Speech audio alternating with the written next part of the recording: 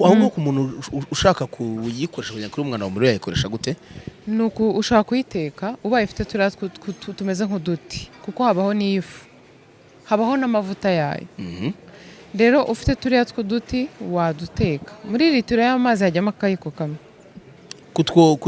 kutwifu kutwuduti yego oya kuduti hajyamo akayiko kamwe muri litiro wararangiza ukabiteka umwanya uhagije ushaka kuyareka gahora ukaza kuyanywa cyangwa se ubishoboye ukaba wayanywa ashyushye ubundi kagukurira ubucafu mu mubiri ikindi inakora ku bintu bijyanye n'ibyo guhumeka ku muntu urwaye senezite asima gripe inkorora nabyo irabivura ukiyuka cyangwa ukanywa n'ubundi ukabinywa ikindi inagufasha kugabanya ibiro kimwe mu bintu nzi abantu duhuriye hari benshi nanabivuge nk'ibyibuka ubu ngubu natangiye gahunda nayitangiye uyu munsi kwa mbere yuko ubwo nijoro nabyanditse muri agenda yanjye yuko nzajya mfata karafu tevere na gombo ibyo bintu singomba kurara ntabinyweye ndashaka kubinywa ibyumweru 2 uyu munsi ndaza kujya ku munzani mu gitondo nabyibagiwe ndebe ibiro mfite kugeza nyuma y'ibyo byumweru 2 ibyo nzaba mfite nuko mu mubiri nzaba niyumva nzaza nibwirira abantu akandi kantu k'ubwenge nyuma ya kakandi mwabonye ko kunywa kubera ko gombo irananura nubwo ifite nayo ibindi byinshi ikora karafu irananura nubwo nayo ifite ibindi byinshi ikora teveri nayo irananura nubwo ifite ibindi byinshi ikora teveri ingananura gusa ntabwo inanura gusa irasharira irananura ikanabyutsa umubiri itera peta ahubwo itera na apeti urumva kandi ubu namaze kunywa teveri na karafu kugeza aya masaha hasigaye kagombo kandi mugoroba kagombo ndakanywa nimugoroba nasize ngakoze nagakoze nijoro kamara amasaha 28 ufata ibintu bimaze kurabireduka kugira ngo ibe yafasha ariko ni kiba kimeze ikereduka kuruta gakorikana bikereduka kuruta kwakundi ngo niki icyo cyarasaze yagufasha cyane digestion iba neza kubimira kugira mu nda nibijyamo ngo utumbe nibibyimbyemo cyane akuntu bamva wasigaho ka vaseline byambaye nyiri umwana we usiga vaseline kunda nge none baranankubise mu rugo rahe none ntago bayisize mu nda bayisize kunda bayisiga n'inyuma wari watumbye bingana iki mwana naragiye njya kuvumba muri quartier noneho ngo babatirishije amuswa natinzeyo turarya ibiryo byinshi pe ngeze mu rugo nsanga batetse inyama nari nahaza aganisha hano musinga kugira ngo nari inyama nazo urazirya ndataka ndahuranye turaryama bigeze nka saa 5 nijoro mva mu rugo bumva umwana arimo arana kubera inda araza barege basanga indivanegera yayo nari ryamye ngaramye ngo kubasha kwihengeka kubabara n'ingaranye ndimo ndana fansigira amavuta y'inka nano ari vaseline asiga amavuta y'inka neza bagushyira mu muyaga asiga n'inyuma mu gitondo barankubise bita bishira se no musi nyuma narikiye kuvumba bita bishira biragenda tujya gukora gahunda ziba zagoranye inyuma ako burabyanza wana koherezamo agasabune ko nakabana mwana yego mwana nyine none nyine woherezamo isabune kugira ngo umwana arare nabi ni ukuri kw'Imana n'amararaza ayibwi nuko nese ndakira kuvumba ntago nongeye ako cyakora kimwe mu bintu bitari byiza no kurya ukarenza urugero rwawe ngo nukuri kurya ngo ibiryo bimeze gutya umvura ngo nari uzi ufite yihenda wowe urumva gapojo ko nabameze nukurira rimwe nase gapo urya kugira ngo ubeho cyangwa ubereho kurya abariho kurya gaposho gaposho abereho kurya shawe igihe cyo kuba warakirangije wa mugani ntabwo uri kumva nyuma y'uko rero ifasha mu igogora inafasha mu gifu hari igihe ufite igifu kirimo acide nyinshi iyo uyinywa aba ari byiza ikindi nukumve bavuze gutya ngo nimba ari muri litiro ngo uhite wumva ko buri munsi ugomba kuzajya urara unywa iyo litiro ukayirangiza iyo uri kwiga kunywa ikintu kugira ngo umenye ko kitari bukugwe nabi wiga kunywa gake gake ushaka kunywa munsi ya litiro ushaka kunywa inusu yuzuye cyangwa ukajya munsi y'inusu nyine wowe wareba ukuntu bipima kandi uramutse uyinyweye igihe cyose uyinyweye kumva ntabwo ari sawa. Urutozi urabona ukuntu ruteye? Yego. Aha. Mu nda ni zero. Ni gute umuntu yatera nk'urutozi? Reka nkubwire hari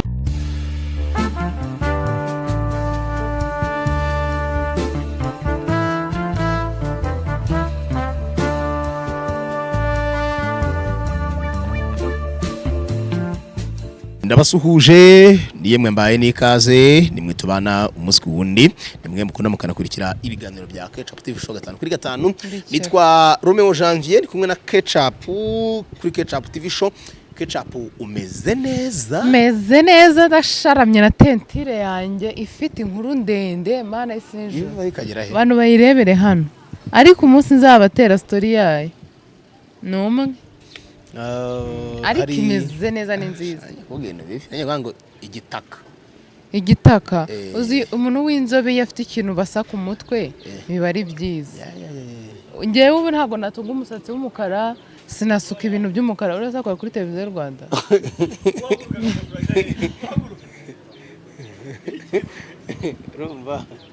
Urumva ikintu bazanye urumva kiri mu bwoko bwa kamera.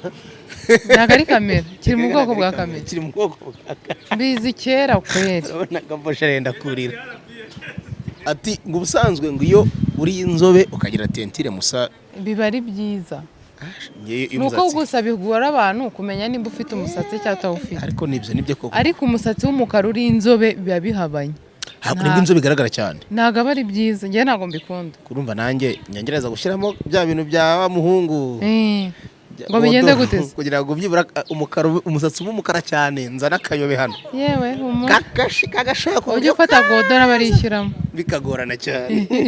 Godora cyo mugwa yego ni Ketchup turi kumwe uyu munsi tugiye kuganira ariko cyane cyane ku bintu by'ubwenge no kwiyungura ubumenyi. Ketchup twaraganiriye atubwira indyo iboneye ku mwana mutoya kuva atangiye gufata imfashabere kugera ku myaka igera kuri 5 niyo yari yaduhereyeho urugero. Ketchup twaraganiriye atubwira ibintu umuntu ashobora kurya akagabanya umubyibuho nta siporo akoze.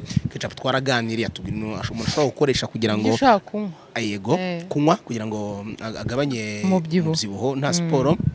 Ketchup twaraganiriye atubwira umuntu ushobora gukoresha kugira ngo ugire amaso meza. Ketchup twaraganiriye atubwira ukuntu ushobora kwita ku isura yawe n'ibindi byinshi bigiye bitandukanye byatumye ab'igitsina gore cyane cyane batwiyumvamo. Ketchup twaraganiriye atubwira ibigenewe abagore. Yego Romeo reka maze nkubwire kuri iriya detox nakoze ejo bundi nagiye Faisal nari ngiye gusura umwana w'umushiti wanjye urwaye.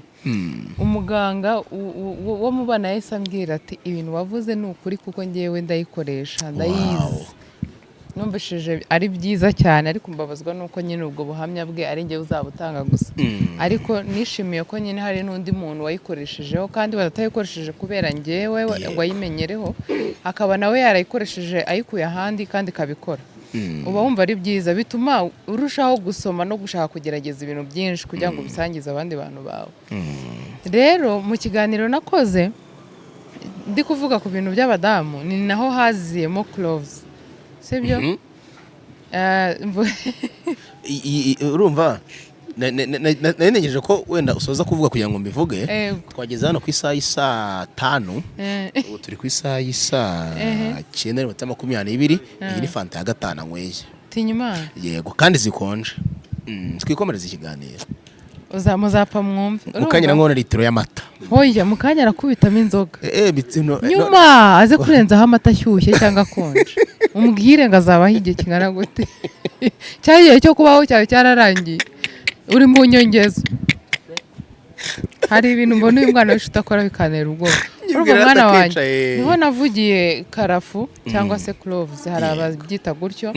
Ntabwo nzi ijambo umuntu akoresha mu Kinyarwanda kugira ngo azumve ariko buriya n'ijambo ritirano karafu ni Igiswahili munatira mu Giswahili kabivuga gutyo gusa abantu benshi barazizi.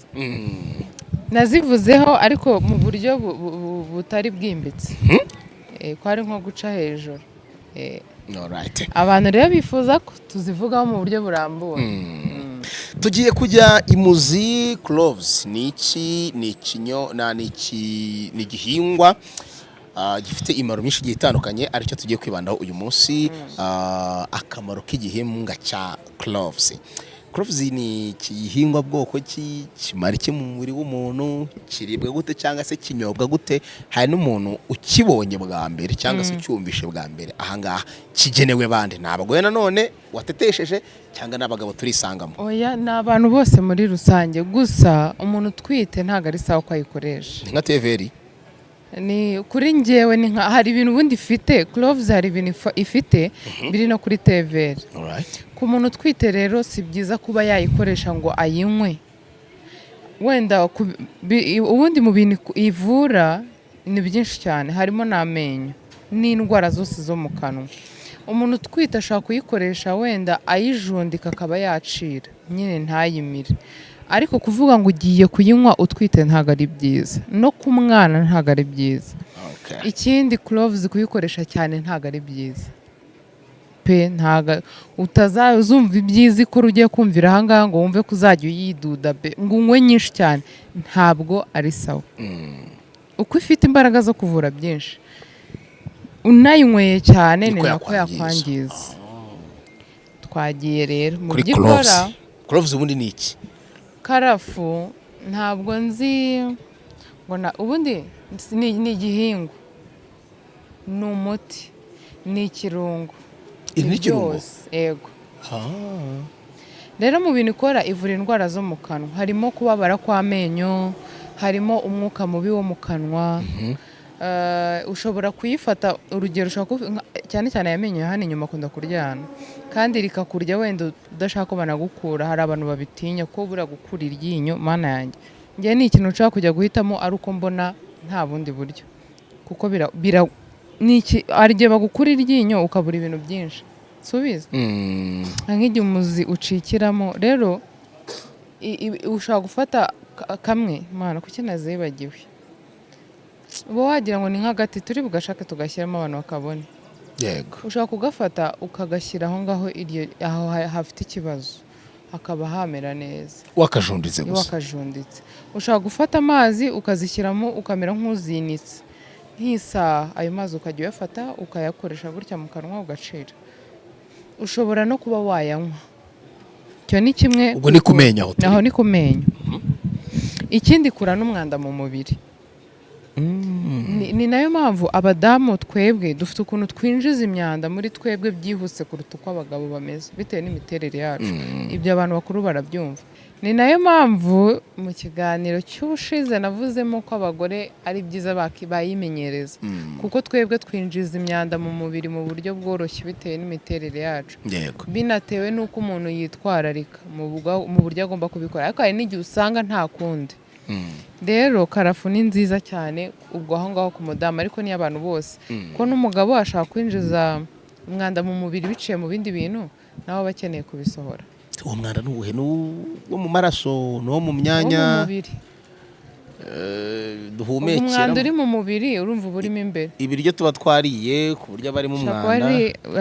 Bishaka kuba ibiryo, bishaka kuba ahantu yiyandarika, naho akakura umwanda akawinjiza mu mubiri. Uriya mwanda wo kwiyandarika cloves zawuvanamo?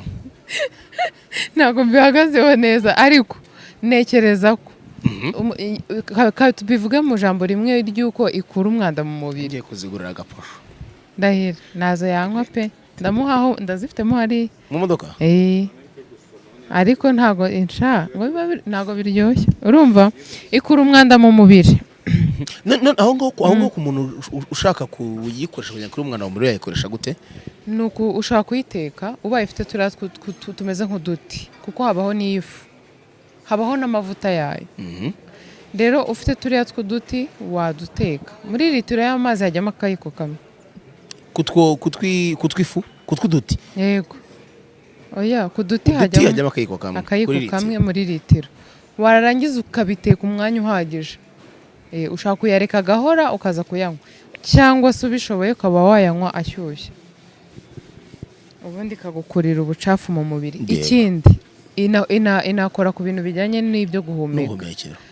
Ku muntu urwaye senezite, asima, gripe, inkorora, nabyo irabivura. Ukiyuka cyangwa ukanywa n'ubundi? Ukabinywa.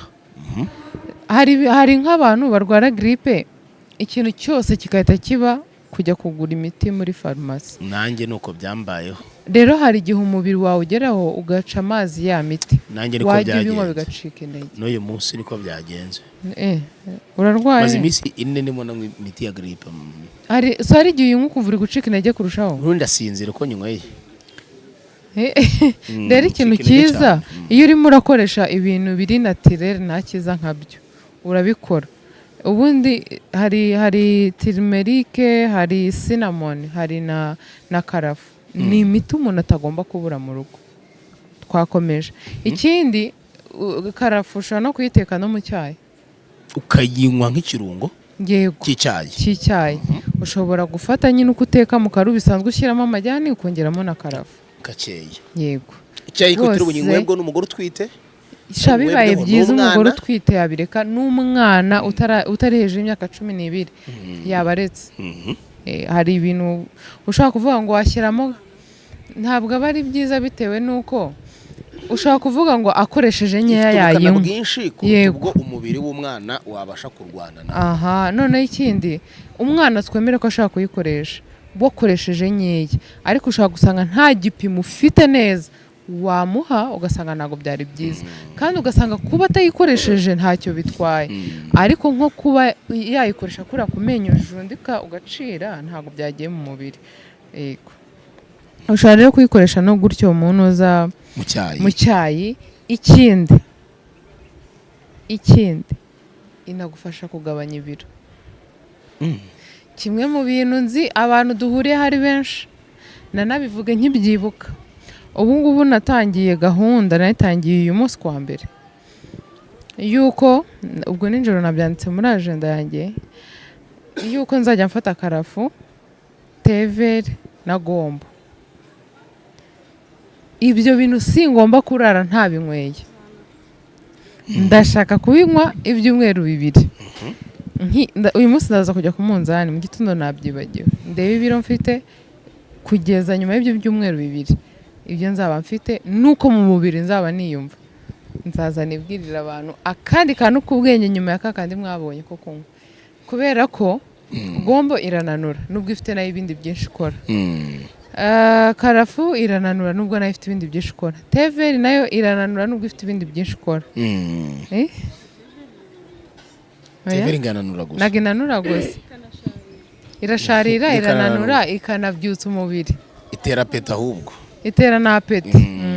Urumva? Kandi ubu namaze kunywa tever na karafu kugeza aya masaha. Hasigaye kagombo kandi mugoroba. Kagombo ndakanywa ni mugoroba, nasize ngakoze. Nagakoze ninjoro. Kamara amasaha 28. Ufata ibintu bimaze kurabireduka. Kugira ngo ibe yafasha, ariko ni kiba kimeze. Ikereduka kuruta gakore kana. Ikereduka kuruta kwa kuntu.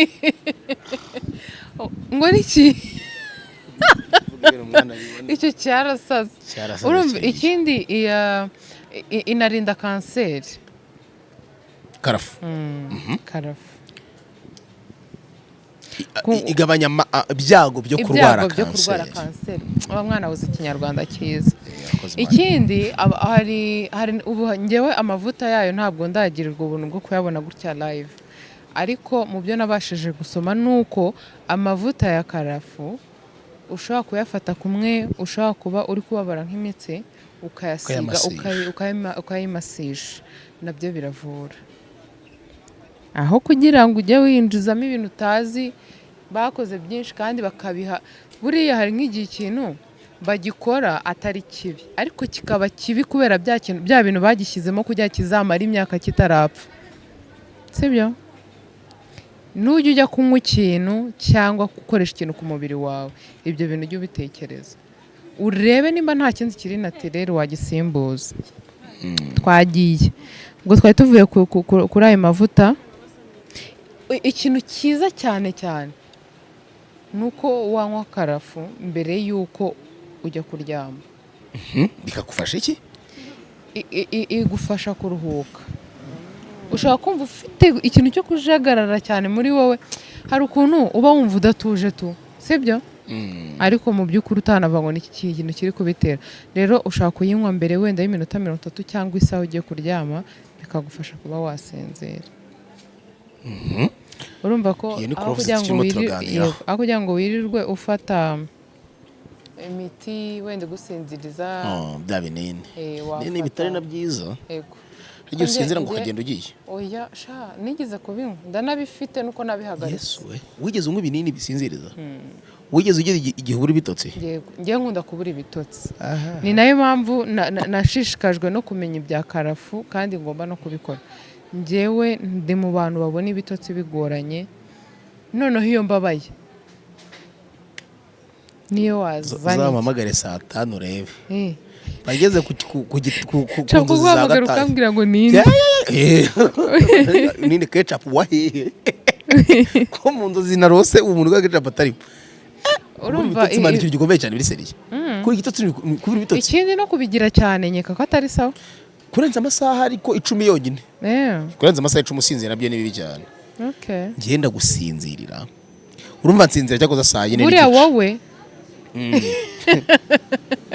buriya wowe ushaka no kwicara gutya mu modoka gatoya bwa bushyuhe bwaho ukatagusinzira aya modoka ntabwo nasinzira afite ubwoba icyambere ndikeka ngo se ndamutse ngonnye urumva ngahita mvuga ese tugezeho tugiye ngo byuka twahageze no hari n'umuntu usinzira atari kugona gusa ariko horeza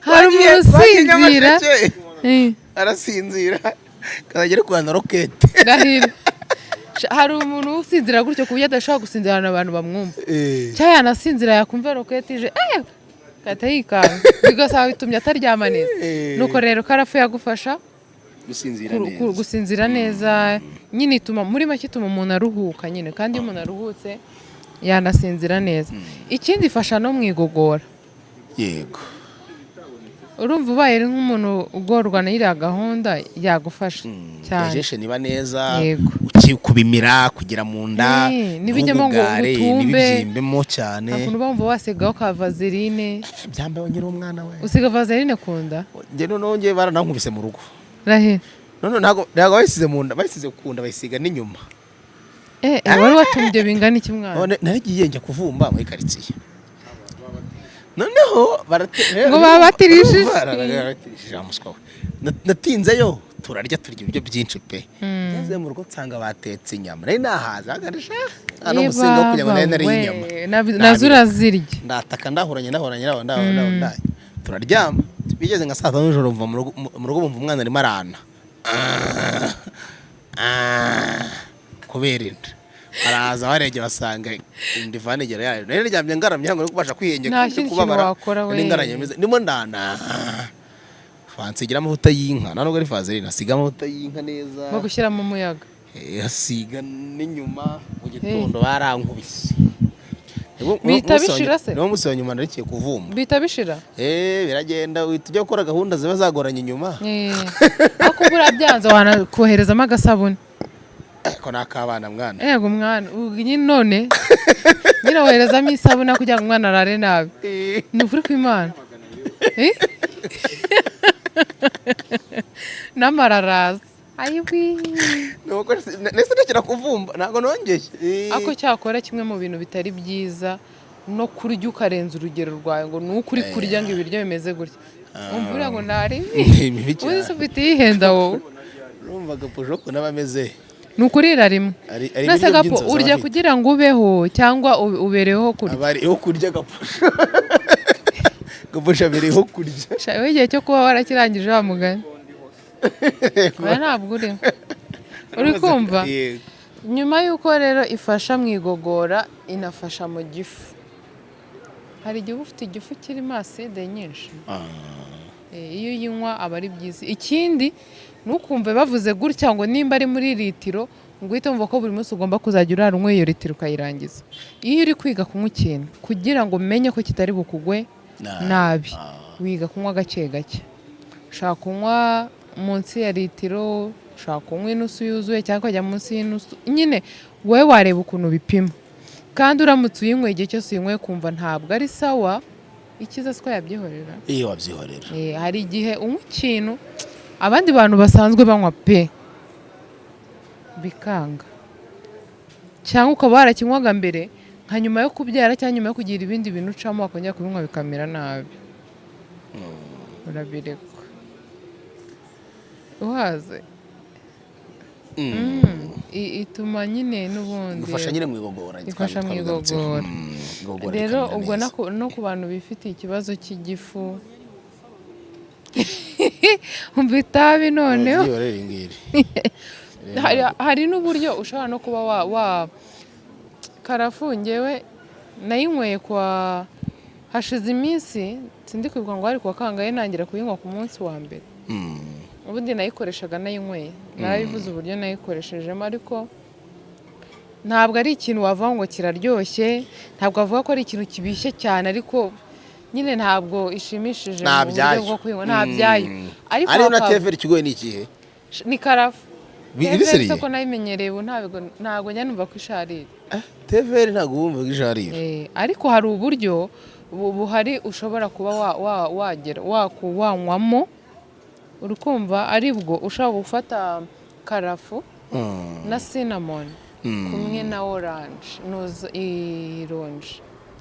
ironji rino rya rindi abantu benshi bakunda kuvuga ngo ni iry'abana ariko n'abantu bakuru bararirya surizi risa orange cyane yego iyo umwana yananiwe kubona gahunda bararimuha ririya rero iyo urifashe ukarikatira mu mazi arimo ibyo bintu byombi ukabitogosa ukanywa nabyo mu nda hari nk'abantu barwara iriya ndwara y'amara asohokera hari ahantu suyize indwara isohora amara hari hasi bayita ese ubundi buriya ntiva kuri constipation buriya bitwa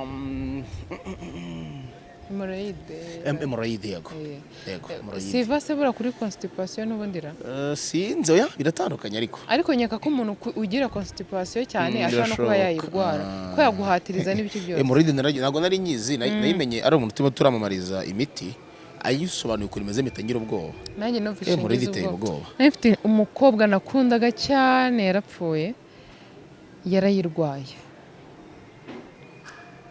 ariko ntiyajyaga abyibuha nyine yabaga ameze gutyo yumye kubera yo yari ameze nabi narayibonye n'amaso yanjye umwana w'umukobwa yarababaye rero ku bantu nyine iyo ushaka ko buriya korohereza mu nda hawe uba uri kwirinda ibintu byinshi haba harimo ngira ngo ni amara maremare ngo abe iyo wagize constipation amara maremare ntabwo aba yabashije gukora akazi kayo nk'ibisanzwe rero bibaye bishoboka ubundi ku muntu iriya gahunda ngira ngo akabaye inshuro ebyiri sibyo ra ni ebyiri n'eshatu ku munsi ku munsi ni no kurekura umwana hari umuntu urya mu gitondo nimugoroba rero hari igihe uba usanga umuntu ashaka kumara iminsi 2 bitaraba ngaho ibaze ntago iyo wicaye ntago babaraze urumva nta kintu kiri mu nda ari busohore rero ubaye uri umuntu ushaka kubona iyo orange karafu na cinnamon ukabitogosa iminota mikeya ukabinywa byagufasha mu nda rwose birihuta ibyo ndi kubabwira ni ukuri nyuma y'ibyo rero ikindi nasomye ni iki mw'abantu turi kumwe se ntabwo turi kumwe wacyana we nabivuze ko ivura gripe ikindi ivura n'amavunane hari ukuntu uryama ukumva wenda bitatewe n'umusego ukumva hano uri kuvunika ejo wenda ukumva umugongo uri kubabara amaguru hari ukuntu ubyuka ukumva umunsi umwe uri kubabara ibice bimwe na bimwe utazi n'icyabiteye nabyo ibikoraho ngaho da ita Kigali bose mukadi zarashyushye urumva nabyo ibikoraho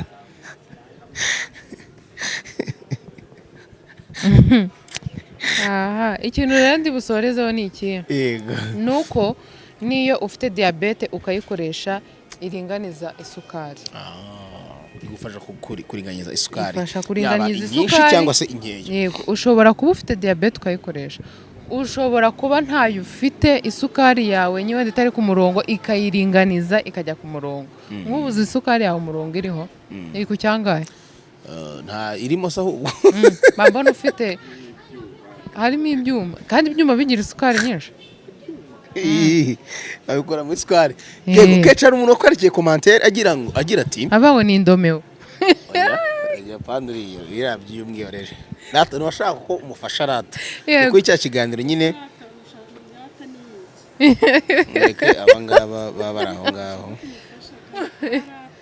reke ababa aho ngaho aha ego ni kuri ya detox twe twakoze wari wakoze hari umwanditse agira ati ketchup ndashaka kugabanya ibinure byo kunda gusa ese waba uzi nka massage nakoresha ku gifu ku buryo yatwika ibinure byo kunda kunda nyine pana ku gifu kunda ni gute umuntu yagabanya ibinure byo kunda tubita mu nda nyine yego ahandi wenda udashaka kugabanya ibiro ahandi nyine kabyibuda kwanga n'ubundi urutozi urabona ukuntu ruteye yego aha mu nda ni ni zero gute umuntu yatera nk'urutozi reka nkubwire hari detox zigabanya ibinure byo kunda, hari smoothie zigabanya ibinure byo kunda, hari na massage.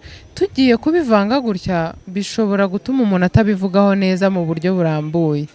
Ahubwo ikiganiro gikurikira iki ngiki niwe kigenewe n'abandi babyifuza. Yego. Bitanzemo isezerano ngomba kubikora vuba. Yego. Hari undi wabajije ati wonsa nta ngaruka ku mwana mu mpinyishyu mite nyitangura iyi regime. Ntazo. Wonsa nta kibazo. Nazo kubera ko ntabwo ikubuza gufata ibyatuma umwana agira. Kuko ntabwo ari cyo kintu cyonyine abafata. Rero n'ibindi ubusanga ubufata umwana bikuramo ibyo yakonka bikamugira umumaro, kandi n'amazi buriya atuma amashereka aboneka. Ku bantu badafite blender bo bazabikora bate? Niko yarabajije. Ku bantu badafite blender mama oya shibyo ntago bibaho. Uzi ikintu ntekereza? Ashobora kuba adafite isekuru ariko afite rape. No sorry, gusekuru blender. Sibyo? Niko mbitekereza. Nta blender ushaka gufata rape ukarapa byose bikajya wenda nko mu gisorori ugasukamo amazi ukabipfundikira umwanya munini. Sibyo? Nka nyuma y'isaha ukajya ugenda ugakamura bya bikatsi ukabikuramo ukanywa umutobe. Harushaka kubyuwawe ushaka kugeza ibiro 60 twakoze ikiganiro ndumva. Twaragikoze ahubwo yasubira inyuma kihangana akareba ibintu wakoresha byagufasha kubyibuha. Okay. Ubwo uwo ni umwe mu bingenzi gusa Rome nibutsa abantu. Shabusko mbonye commentaire nziza abandi yanye nk'iyo ngo yarambwiye ngo shaka ketchup iyi smoothie narayikoresheje ngabanuka ibiri 10 mu byumweru bibiri gusa. Ibaze. Shaho ngo nahita mukekaho sida. Oya hari abantu baba barisereye mwana reka nkubwire. Rome kurabizi. Reka nkubwire ari gihe ubusanga ataryagagura sibyo? Atarya ibintu birimo amavuta, ifiriti n'inkoko n'ibiki bindi byose. Ibintu birimo amavuta menshi ashaka kuba birya rimwe mu kwezi. Sibyo? Afite gahunda yagenderaho. Ubundi akayinywa. Nakabuza rata. N'abandi babigerageza birakora. Nyuma y'ukwezi nzongera nkora ikiganiro. Ndabasabye abazabona biri gucamo mujye mushyira comment ku biganiro nubwo byaba atari kiriya. Nzasubira inyuma nzisomere mu kiganiro. Nibishoboka tuzahura n'abantu nka 4 baze baduhere abandi ubuhamya hano kuri kamera. Abo bitazajena, sibyo? Alright. Ngayo ngoko. Keca ngushimire cyane ku kisomo ry'umunsi uduhaye. Yaba abagore n'abagabo, abato n'abakuze, abantu bose muri rusange mu buzima bwabo. Kandi nukuri nkuko dutunga ibitunguru mu rugo, uko dutunga ubuki mu rugo ni nako watunga karafu, niko watunga cinnamon, ni nako watunga noze turmeric. Alright, reka ngushimire cyane Ketchup. Urakoze mwana wanjye.